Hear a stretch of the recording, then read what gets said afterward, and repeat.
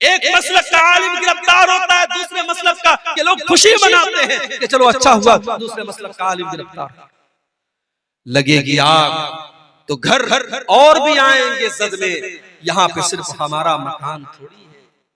मेरे भाई, जब नफरत की आग लगेगी तो दूसरों के घर भी जलेंगे, सिर्फ एक इंसान का घर नहीं जलेगा। ये हालात है। डॉक्टर जाकिर नायक के ऊपर मसाइल आए, मुसीबतें आई, आज वो बेचारे इंडिया के बाहर हैं। उनको लेकर के कितने लोगों ने बड़ी खुशी मनाई कि चलो भाई डॉक्टर जाकिर नायक अरेस्ट हो गए, बाहर चले गए और इंडिया से बाहर चले गए। लोगों ने खुशी मनाई, उनका इदारा बंद हो गया, उनका स्कूल बंद हो गया, उनका चैनल बैन कर दिया, लोगों ने खुशी मनाई थी। मेरे प्यारे साथियों, ये आपस में नफरत और अदावत क्यों पैदा होती है? जब इंसान गुनाह करता है, गुनाहों की वजह से इंसान के दिल में। और जानते हो एक नुकसान और है गुनाह। जब इंसान गुनाह करता है तो उसके बीवी और बच्चों के अखलाक पर भी असर पड़ता है। बच्चे नाफरमान क्यों हैं? बीवी नाफरमान क्यों है? कभी गौर करना। बाप गुटखा खा रहा है, बाप बीड़ी पी रहा है, बाप सिगरेट पी रहा है, बाप शराब पी रहा है और ये उम्मीद करता है मेरा बेटा पांचों टाइम का नमाजी हो सकता है, पॉसिबल है। लेकिन अगर बाप अगर बदचलन है, औलाद भी बदचलन है। अगर माँ बदचलन है तो बेटियां भी बदचलन होगी। माँ बाप का असर पड़ता है बच्चों के ऊपर। इसलिए अगर चाहते हो हमारे बच्चे सही हो जाएं, हमारी बेटियां सही हो जाएं, तो अपने अखलाक और किरदार को हमें अच्छा बनाना पड़ेगा। जब तक हम गुनाहों से नहीं बचेंगे, हमारी औलाद की अल्लाह ताला उनकी इस्लाह नहीं करेगा। इसीलिए कुरान हमसे ये कहता है अपनी औलाद को भी जहन्नम की आग से बचाने की फिक्र करो और अपने आप को भी जहन्नम की आग से बचाने की फिक्र करो। या अय्युहल्लज़ीना आमनू कू अनफुसकुम व अहलीकुम नारा, ऐ ईमान वालों अपने आप को और अपने घर वालों को जहन्नम की आग से बचाओ। अब ये तो हो गए गुनाहों के नुकसान। अब तकरीर का आखिरी पॉइंट कि वो क्या तरीका है जिससे हम गुनाहों से बच जाएं। क्या ऐसा करें हम कि हम गुनाहों से बच जाएं? कुरान हमें तरीका बताता है।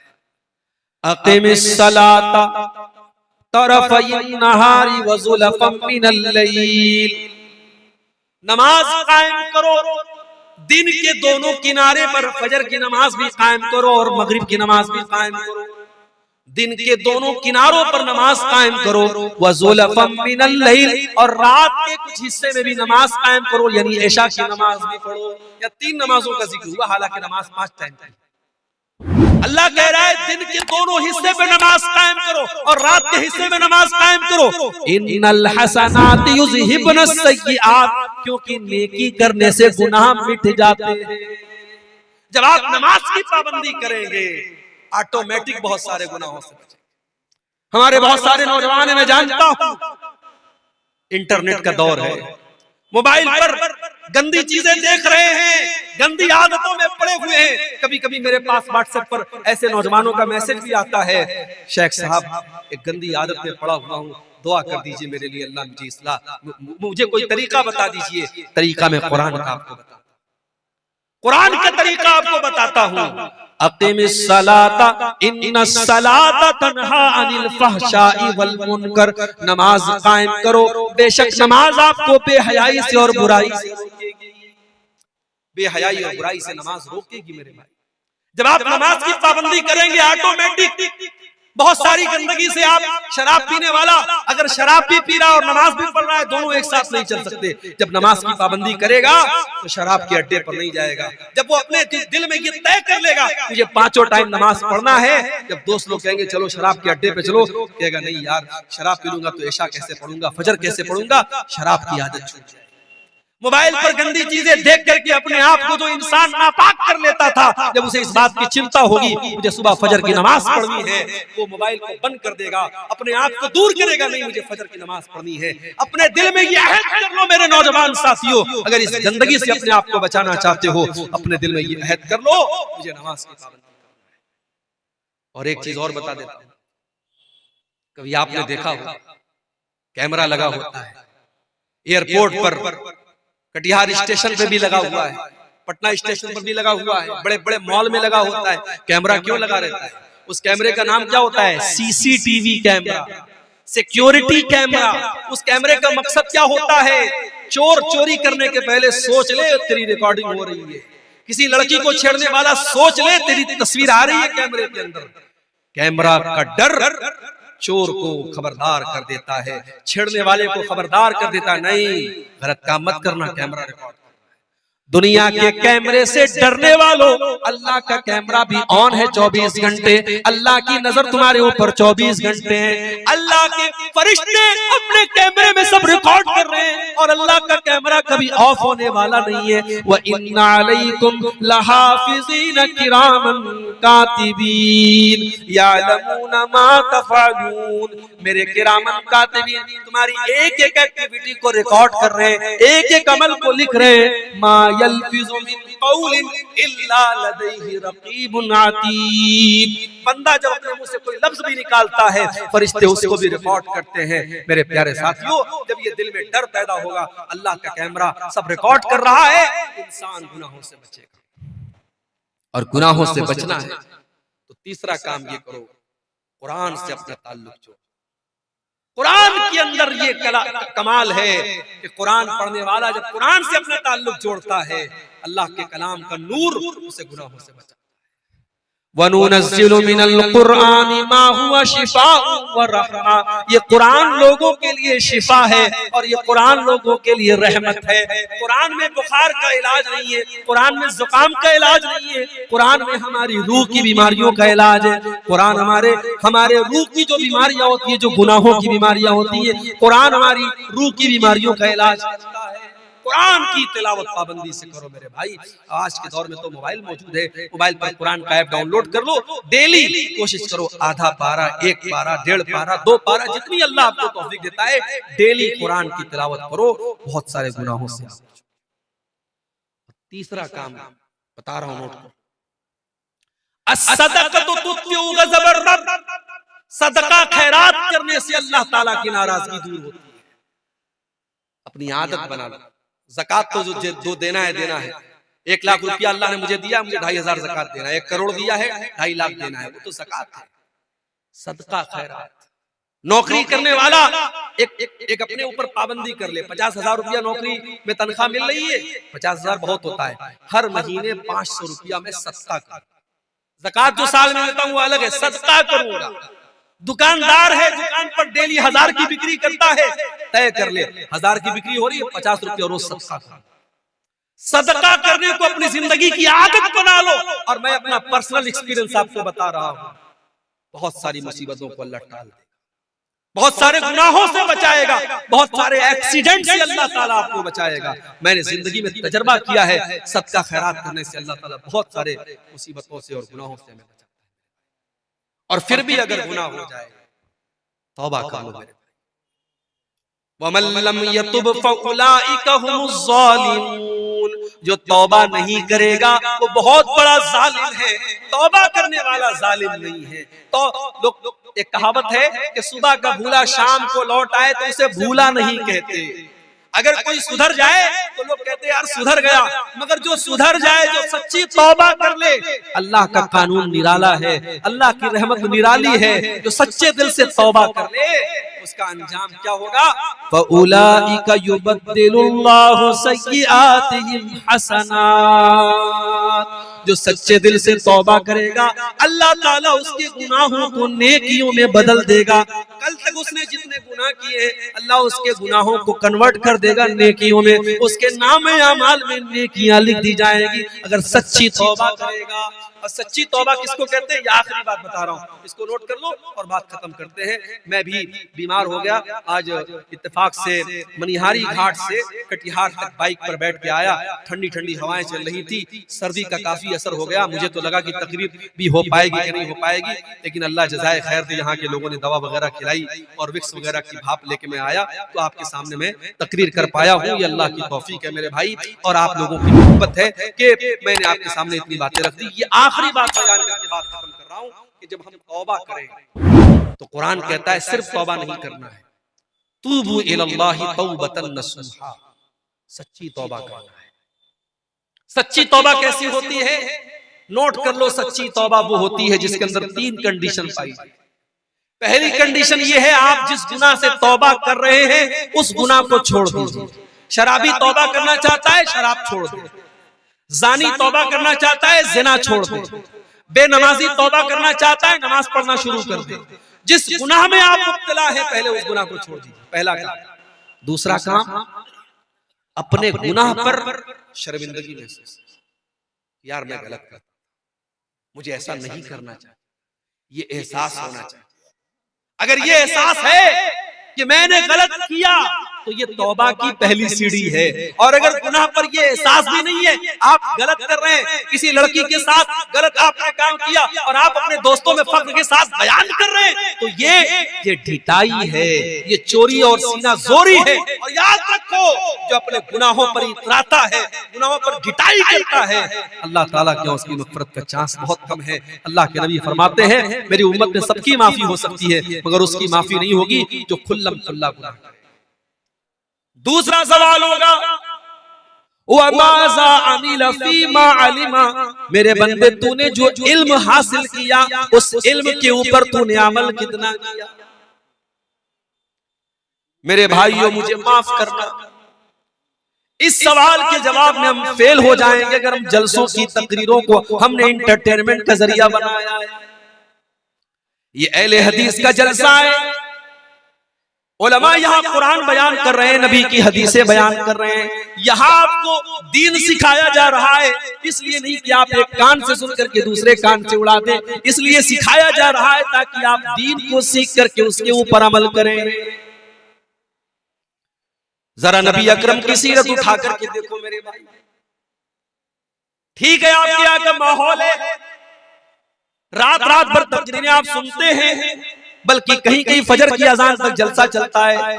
ठीक है, मैं इसको हराम नहीं कहता, मैं इसको नाजायज नहीं कहता, मैं इसको गलत नहीं कहता, मगर आप जरा अपने नबी की सीरत उठा करके देखो। अल्लाह के प्यारे नबी इशा की नमाज के बाद इशा की नमाज के बाद कोई जागता रहे या बातचीत करता रहे, इसको अल्लाह के नबी पसंद नहीं करते थे। हदीस के अल्फाज है कि अल्लाह के प्यारे नबी इशा की नमाज के बाद बातचीत करने को या बिला वजह जागने को पसंद नहीं करते। और अल्लाह के रसूल के जमाने में सहाबे किराम का तरीका क्या था? 2 घंटे की तकरीर नहीं होती थी उनके दौर में, न सहाबा के दौर में होती थी, न ताबईन के दौर में।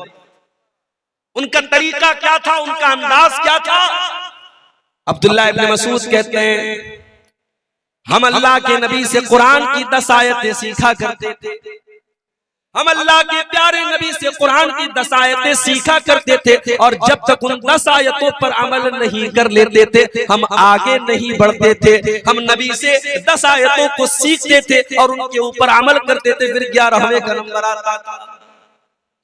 माफ करना मेरे भाई, हमारी कमी यही है और पानी यहीं पर मर रहा है। हम सुनने के शौकीन है, अमल करने के शौकीन नहीं है। दुआ करो, अल्लाह ने जिस तरीके से हमें जलसों में जाने का शौक दिया है, तकरीरों को सुनने का शौक दिया है, उलमा से मोहब्बत का जज्बा दिया है, अल्लाह ताला उलमा की उन सही बातों पर, उन दीन की बातों पर हमको अमल की भी तौफीक अता फरमाए। मेरे भाइयों, एक इंसान की जिंदगी में सबसे खतरनाक चीज क्या है? अगर हम गौर करें, हमारी जिंदगी में सबसे खतरनाक अगर कोई चीज है, सबसे डेंजरस, सबसे हानिकारक, सबसे नुकसानदेह अगर कोई चीज है, तो उस चीज का नाम है गुनाह। भाई, जो चीज आपको अल्लाह से दूर कर दे, जो चीज आपको शैतान की गोद में ले जाके बिठा दे, जिस चीज की वजह से कयामत के दिन आप नाकाम हो जाए, वो चीज आपके लिए कभी फायदेमंद नहीं हो सकती। वो दुनिया की सबसे खतरनाक चीज। इसीलिए अल्लाह ताला कुरान में कहता है, ज़हरल फसादु फिल बर्रि वल बहरि बिमा कसबत अयदीन नास।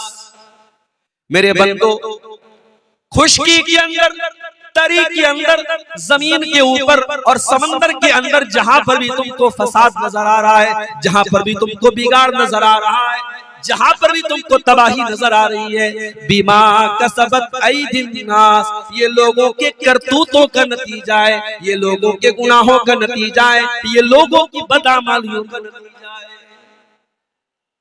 और आगे अल्लाह क्या कहता है, लियुज़ीक़हुम बादल्लज़ी अमिलू, मेरे बंदो ये मुसीबतें जो तुम देख रहे हो, ये आफतें जो तुम देख रहे हो, ये परेशानियां जो तुम देख रहे हो, ये तुम्हारे बाज़ अमाल की सजा है, ये हर गुनाह की सजा नहीं है। अगर अल्लाह हर गुनाह की सजा दे दे, मा तरका अला ज़ारिहा मिन दाब्बा, तो जमीन के ऊपर कोई जानदार ही बाकी न बचे। कुछ गुनाहों की सजा अल्लाह दुनिया में देता है, मुसीबतों की शक्ल में, परेशानियों की शक्ल में, तबाही। इसका मतलब यह हुआ कि कायनात में जहां पर भी बिगाड़ नजर आ रहा है, उसके पीछे रीजन क्या है, कारण क्या है, वजह क्या है, इंसान के गुनाह है, इंसान की नाफरमानी है। और आगे बढ़िए, कुरान का पहला पारा उठाइए, वकुलना या आदम उस्कुन अंत व ज़ौजुकल जन्नह फकुला रगदन मिन हैसु शि'तुमा वला तक़रबा हाज़िहि शजरा।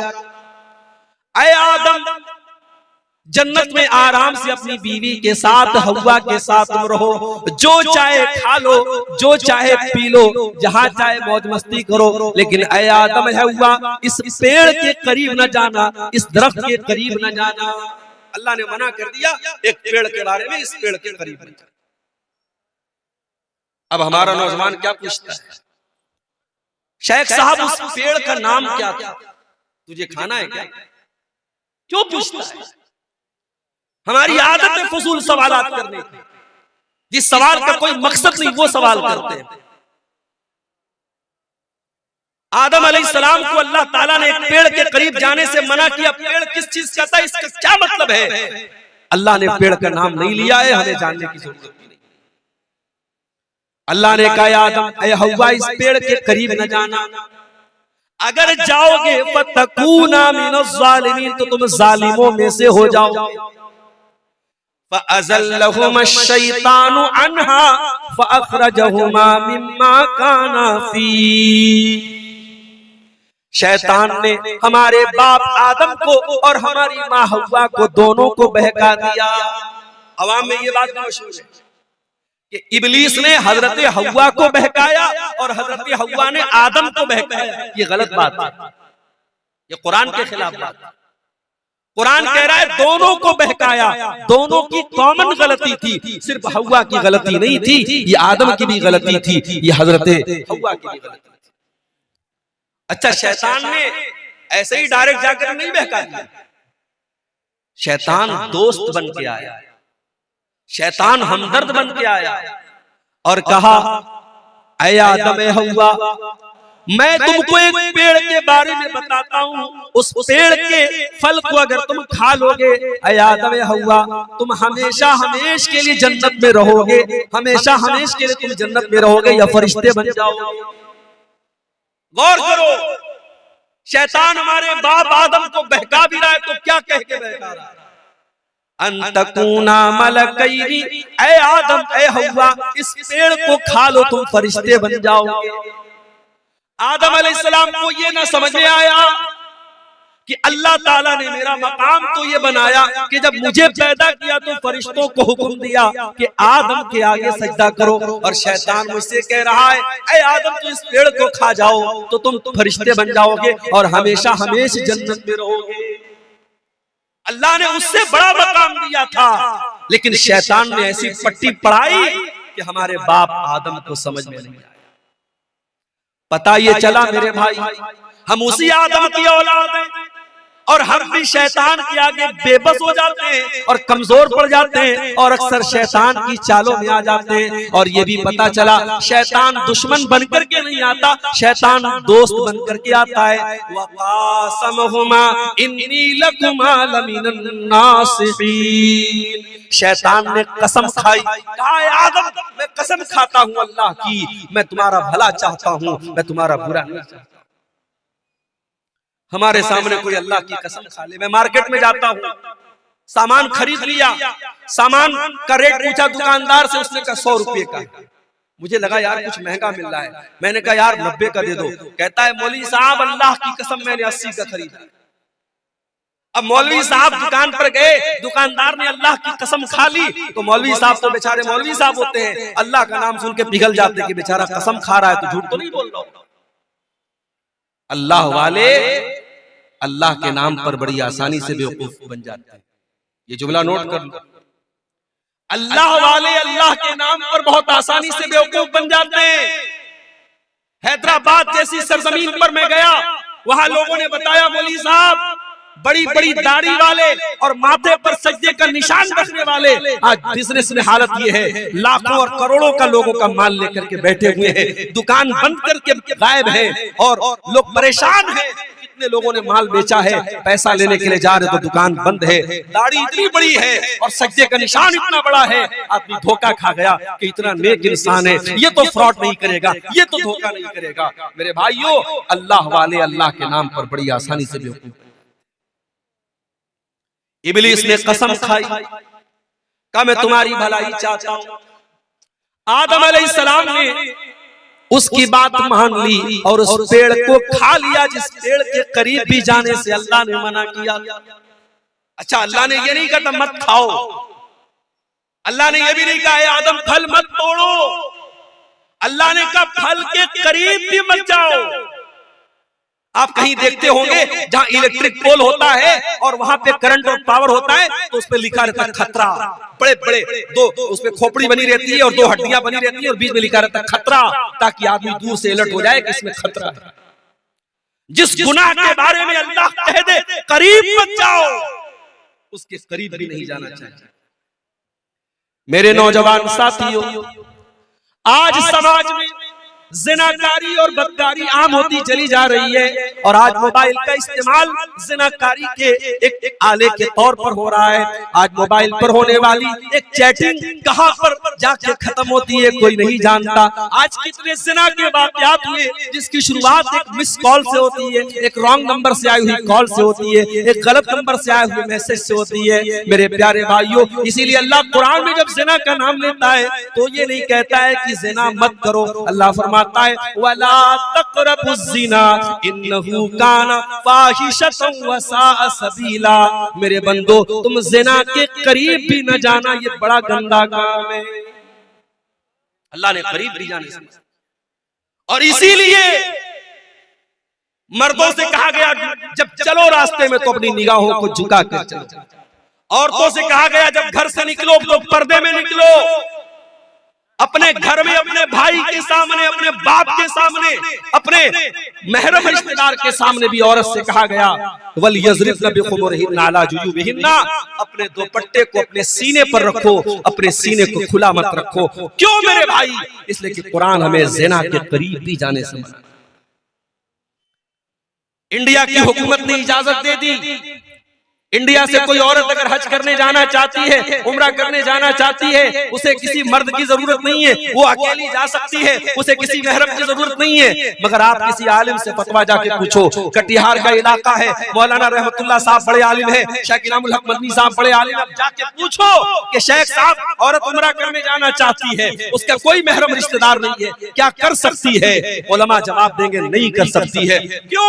आज के दौर में कोई पुराने जमाने की तरह सफर नहीं हो रहा है, घोड़े पे सफर नहीं हो रहा है, ऊंट पे सफर नहीं हो रहा है, फ्लाइट का सफर है। बागडोगरा और कलकत्ता से आप फ्लाइट पकड़े और डायरेक्ट आप सऊदी अरब पहुंच जाए, रियाद पहुंच जाए, 4 घंटे में आप सऊदी अरब पहुंच जाए। आज के दौर में तो कोई खतरा नहीं है, मगर उलमा जवाब यही देंगे कि ये कुरान, ये नबी का हुक्म है, ये शरीयत का हुक्म है, हमें इसमें मंतिक नहीं लगाना है, हमें इसमें लॉजिक नहीं लगाना है। औरत को अगर उम्रा करना है, हज करना है, तो उसका कोई महरम रिश्तेदार होना चाहिए या उसका शौहर होना चाहिए। मेरे प्यारे साथियों, क्यों इस्लाम ने ये हुक्म दिया? इसलिए कि इस्लाम ज़िना के करीब भी जाने से हमें मना। अल्लाह ने कहा था आदम तुम इस पेड़ के करीब भी ना जाना। शैतान ने बहकाया और आदम अलैहिस्सलाम ने और उनकी बीवी हव्वा ने, दोनों ने उस पेड़ को खा लिया, उसके फल को खा लिया। अब जैसे ही दोनों ने फल को खाया, कुरान क्या कहता है? फलम्मा ज़ाक़ा अश-शजरत बदत लहुमा सौआतुहुमा व तफ़िका यक़सिफ़ानी अलैहिमा मिन वरक़िल जन्ना। दोनों ने जब उस पेड़ को खा लिया तो दोनों के बदन से कपड़े उतर गए और दोनों नंगे हो गए। हमारे बाप आदम भी नंगे हो गए, हमारी माँ हव्वा भी नंगी हो गई।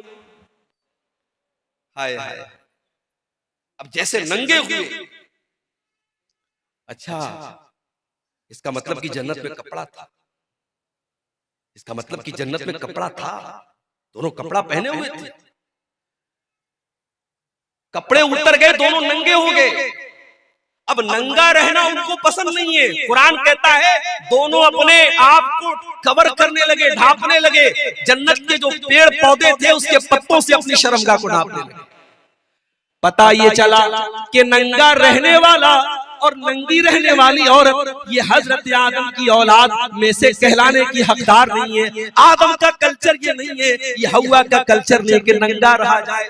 आज चले जाओ, आपके इंडिया की बात कर रहा हूं, आप गोवा में चले जाओ, गोवा में चले जाओ, समंदर के बीच पर जवान जवान औरतें पूरे जिस्म को नंगा करके घूम खा रही हैं और दुनिया कहती है साहब ये बड़े मॉडर्न लोग हैं, बड़े ये तरक्की याफ्ता लोग हैं। मैं थूकता हूँ ऐसी तरक्की पर, मैं थूकता हूँ ऐसी तहजीब पर, मैं थूकता हूँ ऐसे कल्चर पर। ये आदम का कल्चर नहीं है, ये हव्वा का कल्चर नहीं है। मेरे बाप आदम और मेरी माँ हव्वा के बदन से जब कपड़ा उतरा, दोनों को शर्म महसूस हुई और दोनों ने अपनी शर्मगाह को कवर किया, अपने आप को कवर किया, अपने आप को। अब अल्लाह ने कहा ऐ आदम मैंने तुमको मना किया था, ऐ हव्वा मैंने तुमको मना किया था उस पेड़ के करीब न जाना, तुमने पेड़ को क्यों खाया? ऐ आदम ऐ हव्वा तुमने बहुत गलत काम किया, मैंने बताया था शैतान तुम्हारा बहुत बड़ा दुश्मन है, फिर भी तुम शैतान की चाल में। अब हजरत आदम को एहसास, हजरत हव्वा को एहसास हुआ कि हमसे गलती तो बहुत बड़ी। अब दोनों ने अल्लाह की बारगाह में हाथ उठाया। क़ाला रब्बना ज़लमना अनफुसना व इल्लम तग़फिर लना व तरहमना लनकूनन्ना मिनल ख़ासिरीन। दोनों ने पुकारा ऐ हमारे परवरदिगार, हमने ये गलती करके अपने ऊपर बहुत बड़ा जुल्म कर लिया, बहुत बड़ा अत्याचार कर लिया। एक नुक्ता बताओ, एक पॉइंट बताओ, कोई गुनाह करने वाला किसी और पर जुल्म नहीं करता है, सबसे पहले वो अपने ऊपर जुल्म करता है। जो हराम काम करता है, जो ज़िना करता है, जो शराब पीता है, जो जुआ खेलता है, जो नमाज नहीं पढ़ता है, जो अल्लाह को नाराज करने वाला कोई भी काम करता है, वो सबसे पहले अपने ऊपर अत्याचार करता है, अपने आप को हलाकत में डालता है। हमारे बाप आदम की दुआ हमें ये सबक दे रही है, रब्बना ज़लमना अनफुसना, ऐ हमारे परवरदिगार हमने अपने जान के ऊपर जुल्म किया है, व इल्लम तग़फिर लना व तरहमना, और अल्लाह अगर तूने हमें माफ न किया और तूने हमको नहीं बख्शा, तूने हम पर रहम न किया, लनकूनन्ना मिनल खासिरीन, ऐ अल्लाह हमसे ज्यादा खसारे वाला, हमसे ज्यादा नुकसान वाला कोई नहीं होगा। अल्लाह ने तौबा कबूल। देखो गलती तो इब्लीस ने भी की थी। अल्लाह ने इब्लीस से कहा था आदम को सजदा करो, इब्लीस ने कहा मैं नहीं करूंगा। इब्लीस ने सजदा नहीं किया। गलती इब्लीस ने भी की, गलती आदम ने भी की, मगर इब्लीस का तरीका यह है कि गलती करके ढिठाई करो, चोरी करके सीना जोरी करो, गुनाह करके गुनाह की दलील दो। और आदम का तरीका यह है गुनाह हो जाए, गलती हो जाए, खता हो जाए, अल्लाह से माफी मांग लो। मेरे भाइयों, अब जो आदम की औलाद है, जो आदम से अपना रिश्ता जोड़ता है, उससे अगर कभी गुनाह हो जाए तो वो तौबा कर ले। इसीलिए अल्लाह के प्यारे नबी फरमाते हैं कुल्लु बनी आदम खत्ताउन व खैरुल खत्ताइन अत-तव्वाबून। ऐ आदम की औलाद तुम सबके सब गुनहगार हो, तुम सबके सब खताकार हो। आदम का हर बेटा खताकार है, हव्वा की हर बेटी खताकार है। अगर कोई कहता है साहब मौलवी साहब मैंने आज तक कभी कोई गुनाह नहीं किया है, झूठ बोल रहा है। कोई ये दावा कर ही नहीं सकता उसने कभी कोई गुनाह नहीं किया। हर इंसान के दामन पे कुछ न कुछ धब्बे जरूर है मेरे भाई। ये अलग बात है किसी के धब्बे नजर आते हैं और कोई चमकीला कपड़ा पहन के और व्हाइट कलर का कुर्ता पहन के और बेहतरीन टोपी लगा के निकलता है। उसका कपड़ा और उसका उजला कपड़ा उसके दामन के स्याह उसके कारनामों को छुपा लेता है, मगर दामन सबका गंदा है। मेरे प्यारे भाइयों, अल्लाह के नबी कह रहे हैं आदम के तमाम बेटे खताकार हैं, लेकिन हाँ सबसे बेहतरीन खताकार वो है अत-तव्वाबून, जो खूब तौबा करता हो, जो खूब अल्लाह से माफी मांगता हो। मेरे प्यारे साथियों, गुनाह हो सकता है, गुनाह करने के बाद इंसान को तौबा करनी चाहिए। जानते हो, गुनाहों की वजह से दुनिया में जितनी कौमें तबाह हुई सब गुनाह की वजह से। कौमे आद का नाम सुना है? अरे आज ये दुनिया की वो ताकतें जो गरीब मजबूरों को मार रही है, बेकसूरों को मार रही है, जाके बता दो उनसे कभी दुनिया में कोई कौम आद भी आई? ऐसी कौम थी कि बड़े बड़े पहाड़ों को काट के मकान बनाती थी और कौम आद के लोग कहते थे मन अशद्दु मिन्ना कुव्वा, हमसे पावरफुल कोई नहीं है, हमसे ताकतवर कोई नहीं है, हमसे शक्तिशाली कोई नहीं है। जानते हो अल्लाह ने अंजाम क्या किया? फ़अम्मा आदुन फ़उहलिकू बित्ताग़िया, अल्लाह ने ऐसा अज़ाब भेजा कि आसमान से कौमे आद के ऊपर ऐसी चिंगाड़ की आवाज आई, ऐसी आवाज आई, उन आवाज को सुन करके उनके कान के साथ साथ उनके दिल भी फट गए, उनके कलेजे फट गए और वो वहीं पर मर गए। ऐसी आवाज आई आसमान से, अपने आप को ताकतवर कहने वाले कौमे आद, उनके कलेजे फट गए और वो मरे पड़े रहे। व अम्मा समूदु फ़उहलिकू वअम्मा आदुन फ़उहलिकू बिरीहिन सरसरिन आतिया सख्खरहा अलैहिम सबअ लयालिन व तमानियत अय्यामिन हुसूमन फतरल कौम फीहा सरा। कौमे समूद के ऊपर अजाब आया, आसमान से आवाज आई, और कौमे आद के ऊपर क्या अजाब आया? अल्लाह ने 8 दिन लगातार ऐसी हवा चलाई, पटक पटक के अल्लाह ने मारा, और कौमे आद के लोग जमीन पे ऐसे मरे पड़े थे, उनकी खोपड़ी अलग है, उनका धड़ अलग है, उनका सर अलग है। अल्लाह कहता है खजूर के सड़े हुए तनों की तरह जमीन पे पड़े थे। ये अंजाम कौमे आद का हुआ। क्यों हुआ मेरे भाई? उन्होंने अल्लाह को नाराज किया था, उन्होंने गुनाह किया था। कौमे समूद का ये अंजाम क्यों हुआ? उन्होंने हजरत शुएब की, उन्होंने हजरत सालेह की नाफरमानी की थी, और अल्लाह के हुक्म से जो ऊँटनी आई थी उस ऊँटनी को उन्होंने कत्ल कर दिया था। जब जब धरती पर पाप हुआ है, जब जब धरती पर गुनाह हुआ है, धरती पर अल्लाह का अज़ाब आया है। और आगे बढ़ी, हजरत लूत अलैहिस्सलाम की कौम की हालत देखी। ये आने वाले मुसाफिरों को लूट लिया करते थे, ये डाका डाला करते थे, और ये अपनी औरतों के बजाय मर्द मर्द के साथ अपनी शहवत पूरी करता था, मर्द मर्द से जिस्मानी ताल्लुक कायम करता था। ये इग़लाम बाजी किया करते थे, ये लौंडेबाजी किया करते थे, ये मर्द मर्द के साथ नाजायज काम किया करता था।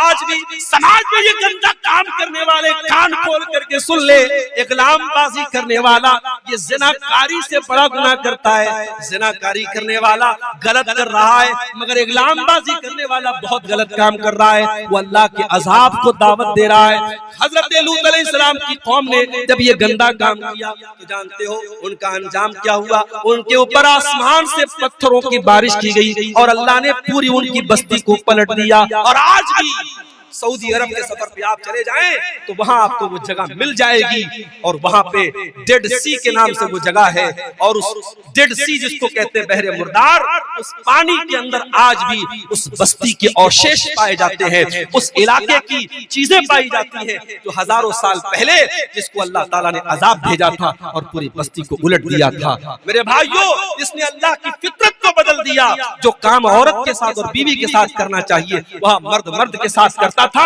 अल्लाह ने उसकी सजा क्या दी? अल्लाह ने आसमान से पत्थर बरसाया और पूरी बस्ती को उलट दिया। और आगे बढ़िए, शुएब अलैहिस्सलाम को देखिए, उनकी कौम क्या करती थी? 400 बीसी करती थी, अपने तराजू में डंडी मारा करती थी और 1 किलो सामान देना होता था तो 900 ग्राम दिया करती थी। नाप तोल में कमी किया करती थी, 400 बीसी किया करती थी। अल्लाह ने हजरत शुएब अलैहिस्सलाम की कौम पर आसमान से ऐसी बदली भेजी, उनको जब बारिश थम गई और गर्मी लगने लगी और आसमान में बदली नजर आई, उनको लगा कि बारिश होगी, वो जल्दी से बदली के नीचे जाके खड़े हो गए और बदली से आग बरसने लगी और पूरी बस्ती का काम खत्म हो गया। अल्लाह ताला ने ऐसा अजाब भेजा हजरत शुएब की कौम। मेरे भाइयों, इतिहास बताता है, कौमों की तारीख बताती है, जब जब धरती पर अल्लाह की नाफरमानी हुई है, गुनाह हुआ है, अल्लाह का अजाब है। इसीलिए अल्लाह कुरान के 20वें पारे के लास्ट में फरमाता है, फकुल्लन अखज़ना बिज़ंबिही फमिनहुम मन अखज़तहु सयहतु वमिनहुम मन अरसलना अलैहि हासिबा वमिनहुम मन खसफना बिहिल अर्द वमिनहुम मन अगरकना। मेरे बंदो, हमने हर कौम को जिसको हलाक किया उसके गुनाह की वजह से हलाक किया। किसी के ऊपर आसमान से पत्थर बरसाया, किसी के ऊपर आसमान से आवाज आई और किसी को जमीन में धंसा दिया और किसी को समंदर में डुबा डुबा के मार दिया। एक साहब थे, उनका नाम था फिरौन। वो क्या करता था? बच्चों को मरवा देता था, बच्चों को मरवा देता। अच्छा, फिरौन का नाम हम सुनते हैं, कहते बड़ा जालिम। और इस्राइल का नाम आता है तो हमारे कुछ लोग यूट्यूब पर और ट्विटर पे कहते हैं आई स्टैंड विद इस्राइल, मैं इस्राइल के साथ खड़ा। अरे जालिमों, ये बहस छोड़ दो। इस्राइल में जुल्म किसके ऊपर हो रहा है, किस कम्युनिटी पर हो रहा है, किस कौम पर हो रहा है, ये सोचो। पिछले चंद महीनों में गाजा की सरजमीन पर हजारों छोटे छोटे बच्चे मार दिए गए। उनकी कटी फटी लाशें जाके देख लो मेरे भाई, आपके मुंह से निवाला न उतरेगा, आपके हलक से खाना न उतरेगा। अरे बच्चों की क्या गलती होती है मेरे भाई? बच्चे तो सबके प्यारे होते हैं। किसी कहीं स्कूल होता है रोड पर तो सरकार वहां पे बोर्ड लगाती है कि गाड़ी धीरे चलाइए, यहाँ बच्चों का स्कूल है। बच्चों के डॉक्टर क्या जाओ तो बड़े बड़े वहां पे बोर्ड लगे रहते हैं, keep silent there are children, खामोश रहिए, यहाँ पर बच्चे हैं। बच्चों से हम इतना प्यार करते हैं, बच्चों का इतना ख्याल करते हैं। मेरा प्रोग्राम होने वाला है मेरठ की सरजमीन पर 17 तारीख को। अभी आज वहां से फोन आया कि परमिशन नहीं मिला। मैंने कहा क्यों नहीं मिला? बोले 18 तारीख को एग्जाम होने वाला है और प्रशासन ने कहा कि हम आपको परमिशन नहीं दे सकते, बच्चों को रात में एग्जाम की तैयारी करना होगा, आप लाउड स्पीकर लगाएंगे, बच्चे तैयारी नहीं कर पाए। इतना बच्चों का लोग ख्याल। हजारों लाखों बच्चे मार दिए, उनकी लाशें बेगौर कफन पड़ी है मेरे भाई, और आज दुनिया उसका सपोर्ट कर रही है। एक फिरौन, उसको लोग गाली देते बड़ा जालिम था। अरे फिरौन तो बच्चों को मरवाता था, बच्चियों को नहीं मरवाता था। उसको किसी ने बताया था कि तेरी हुकूमत में बच्चा पैदा होगा जो आगे चल के तेरी हुकूमत को खत्म कर देगा। अपने आप को रब कहता था, अपने आप को खुदा कहता था, मगर इतना बुज़दिल था, जब उसको बताया किसी ज्योतिषी ने कि तेरी हुकूमत में ऐसा बच्चा पैदा होगा, उसने ऑर्डर दे दिया, सारे बच्चों को मरवाने का ऑर्डर दे दिया। मगर अल्लाह की कुदरत देखो मेरे भाई कि उसने इतने बच्चों को मरवाया, मगर हजरत मूसा अलैहिस्सलाम को अल्लाह को बचाना था। अल्लाह ने कैसे बचाया, लंबा वाकया है, मैं आपको उधर नहीं लेके नहीं जाना चाहता हूँ। किस तरीके से फिरौन के महल में और फिरौन के पैसे से हजरत मूसा की परवरिश होती है। और यही फिरौन जब मूसा अलैहिस्सलाम उससे आके कहते हैं कि ऐ फिरौन, मैं अल्लाह का रसूल हूँ, मैं रब्बुल आलमीन का रसूल हूँ, तो फिरौन अल्लाह का मजाक उड़ाता है, कहता है वमा रब्बुल आलमीन, ऐ मूसा कौन रब्बुल आलमीन? मैं सबका रब हूँ, मैं जिलाता हूँ, मैं मारता हूँ। वहाज़िहिल अन्हारु तजरी मिन तहती, ऐ मूसा मैं मिस्र का बादशाह हूँ और ये बड़ी बड़ी नदियाँ मेरे महल के पास से गुजरती हैं। मैं इन नहरों का मालिक हूँ, मैं इन नदियों का मालिक हूँ। ऐ मूसा तू तो ढंग से बोल भी नहीं सकता है, तू क्या मेरा मुकाबला करेगा? ऐ मूसा कौन है तेरा अल्लाह? ऐ हामान जल्दी से सीढ़ी लाओ, मैं चढ़ के देखूं कि मूसा का रब क्या कर रहा है, मूसा का अल्लाह क्या कर रहा है। उसने अल्लाह का मजाक उड़ाया, उसने मूसा के रब का मजाक उड़ाया। अल्लाह ने अंजाम क्या किया, उसी फिरौन को जो अपनी हुकूमत पर बड़ा नाज किया करता था, अल्लाह ने पानी में डुबो डुबो करके मार दिया। वमिनहुम मन अगरकना, हमने बहुत सारे लोगों को जमीन में डुबा डुबा के मार दिया। अल्लाह का अज़ाब मेरे भाई गुनाहों की वजह से। ये गुनाह बड़े खतरनाक होते हैं मेरे भाई। हमारे घर में कॉकरोच आ जाए हम दवा लाते हैं, हमारे कमरे में चूहा आ जाए हम चूहे को पकड़ने की मशीन लाते हैं। क्यों? क्योंकि हम ये मानते हैं कि हमें नुकसान पहुंचा है।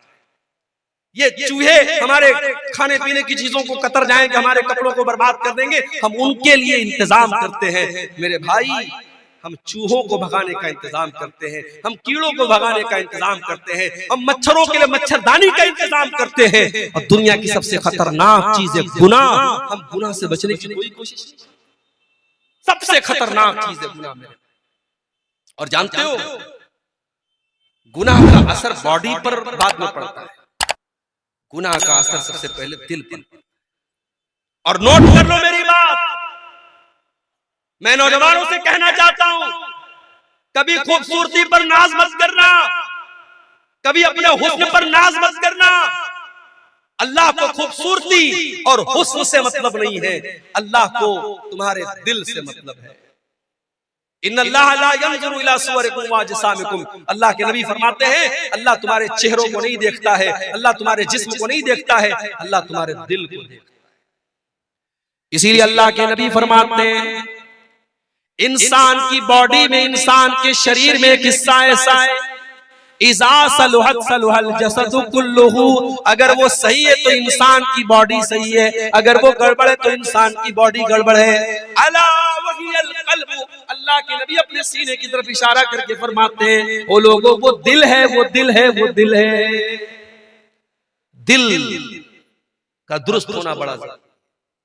कयामत के दिन अल्लाह ये नहीं पूछेगा तुम फेयर एंड लवली लगाते थे कि नहीं लगाते थे, फेयर एंड हैंडसम लगाते थे कि नहीं लगाते थे, तुम फेस वॉश से अपना मुंह धुलते थे कि नहीं धुलते थे, मेरी बहनों तुम कितनी देर मेकअप करती थी आईने के सामने खड़े होकर के। अल्लाह ये नहीं पूछेगा, अल्लाह क्या तो दिल देखा जाए।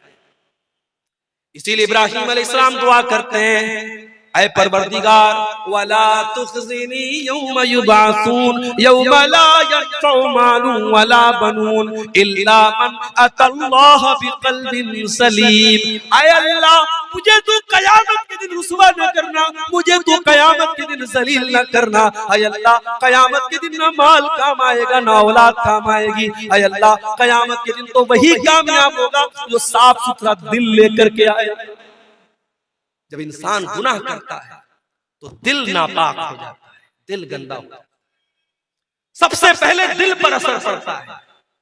इसीलिए कुरान का पहला पारा उठाओ, अल्लाह ताला जब यहूदियों के गुनाहों का तज़किरा करता है, जब यहूदियों की नाफरमानियों का तज़किरा करता है तो अल्लाह क्या फरमाता है, सुम्मा क़सत क़ुलूबुकुम मिन बादि ज़ालिका फ़हिय कल हिजारति औ अशद्दु क़स्वा। ऐ यहूदियों तुमने इतने गुनाह किए, तुमने इतनी नाफरमानियां की कि तुम्हारे दिल तो पत्थरों